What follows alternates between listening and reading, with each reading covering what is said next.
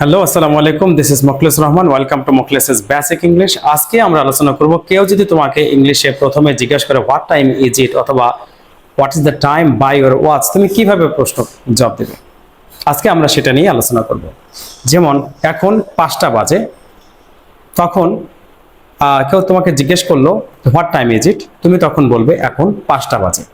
তাহলে এখন 5টা বাজে ইংরেজি হচ্ছে ইট ইজ 5 o'clock। যদি সকাল হয় তাহলে এএম বলবে, যদি বিকেল হয় তাহলে পিএম বলবে। এখন সোয়া 5টা বাজে, ইট ইজ 5:15। ইট ইজ 5:15 নাও। নাও না বলতে পারো, it is 5:15 o'clock, that's okay. এখন 5:30 বাজে, 5টা বেজে 30 মিনিট, তাহলে বলতে হবে ইট ইজ 5:30। It is 5:30। এখন 5টা বেজে 15 মিনিট বাকি আছে, এর মানে এখন 4:45। It is 4:45। It is 4:45। 15 minute বাকি আছে।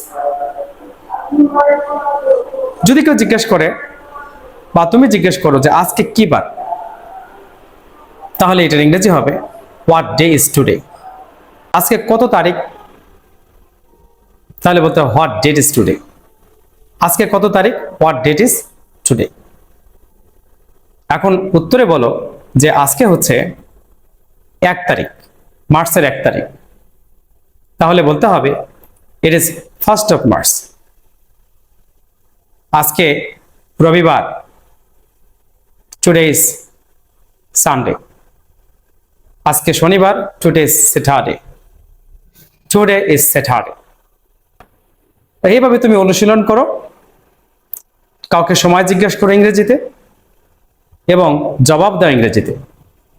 অপরদিকে কেউ যদি তোমাকে ইংরেজিতে জিজ্ঞেস করে হোয়াট টাইম ইজ ইট, আশা করি কখনো বাংলায় জবাব দেবে না এখন 5টা বাজে বা এখন 5:15 অথবা 5:30। অন্তত পক্ষে স্মার্টলি সময়টা তুমি ইংরেজিতে কেউ জিজ্ঞেস করলে তুমি আবার ইংলিশে আনসার দেবে। You have to practice every day with everyone and develop your English skill day by day. Thank you very much.